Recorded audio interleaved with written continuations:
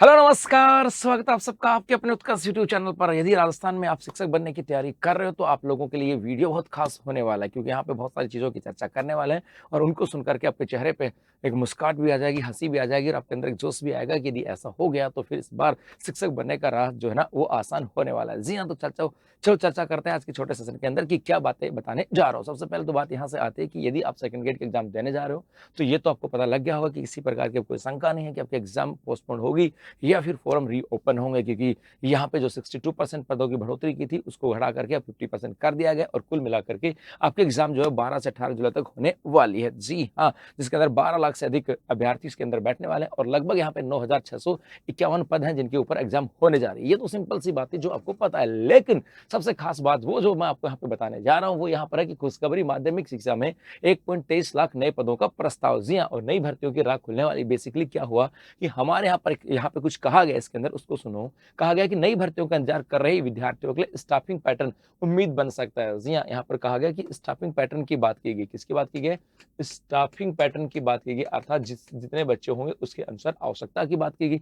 Staffing pattern जो है ना नई उम्मीद बन सकता है। माध्यमिक शिक्षा विभाग में 11 साल के बाद, 11 मतलब 11 ईयर्स के बाद स्टाफिंग पैटर्न की तैयारी है और इससे यहाँ पे पदों की संख्या में बड़ा बदलाव होगा और लगभग विभाग में, शिक्षा विभाग में लगभग 1,23,886 पद बढ़ने का प्रस्ताव है। मतलब 1,23,186 पद बढ़ेंगे और ये नहीं है कि सिर्फ ये फर्स्ट ग्रेड के बढ़ेंगे, सेकंड ग्रेड के बढ़ेंगे, थर्ड ग्रेड के बढ़ेंगे। इस शिक्षा विभाग के अंदर first grade, second grade, third grade, fourth grade, LDC सब जो आता है ना उन सब के पद बढ़ने वाले हैं। मतलब यहाँ पे शिक्षा विभाग में हर एक डिपार्टमेंट जो है शिक्षा विभाग के अंदर आता है, सब हर एक पोस्ट के लिए यहाँ पर वैकेंसी आने वाली है। मतलब सबके पद बढ़ेंगे तो जाहिर सी बात है, पद बढ़ेंगे तो फिर वैकेंसियां तो आएंगी। इसके अलावा कहा है जो वर्तमान में स्वीकृत पदों का करीब 32% है।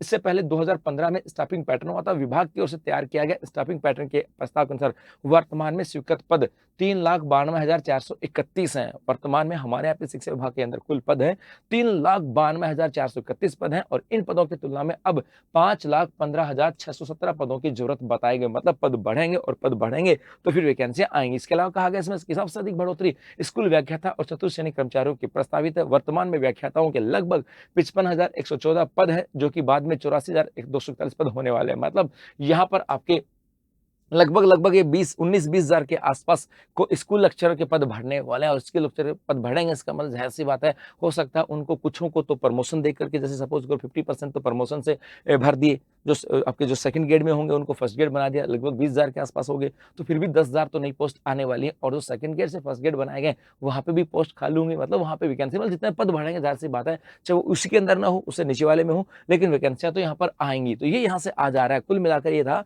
यदि स्टाफिंग पैटर्न को सरकार से मंजूरी मिलती है तो ये लागू होती है तो विद्यालयों में शिक्षक विद्यार्थी अनुपात बेहतर होगा। जी हाँ, जिस प्रकार से गाइडलाइन आती है उस गाइडलाइन के अनुसार जितने बच्चे उसी के अकॉर्डिंग वहां पे शिक्षक होना चाहिए, वो स्टाफिंग पैटर्न यहाँ पे कहता है। तो इससे शिक्षा और विद्यार्थी का अनुपात बेहतर होगा और साथ साथ विषयवार शिक्षकों की कमी भी दूर होगी। इसके अलावा वहां पे शिक्षा का सुधार भी होने वाला है। जी, यहाँ पे कहा गया कि स्टाफिंग पैटर्न वह व्यवस्था जिसके आधार पर तय किया जाता है कि किस स्कूल में विद्यार्थियों की संख्या कितनी है, कक्षा कितनी है, विषय कितने हैं और प्रशासनिक जरूरत उसके अनुसार वहां पर आपके पोस्टिंग दी जाती है। शिक्षक कितने होंगे, प्रधानाचार्य की बात करें, पुस्तकालय या अन्य कर्मचारियों की बात यहाँ पर की जाती है। और बेसिकली यहाँ पर यदि बात करें कि इस कैडर में पदों की बढ़ोतरी प्रस्तावित है, इस कैडर की बात करें, व्याख्याता की बात करें तो लगभग 29,127 पद, लगभग व्याख्याता की बात करें 29,000 पदों की बढ़ोतरी होने वाली है। चतुर्थ श्रेणी कर्मचारियों की बात करें लगभग 23,840 है। अध्यापक लेवल 1 और 2 की बात करें, थर्ड ग्रेड शिक्षकों की बात करें लगभग 19,150 है।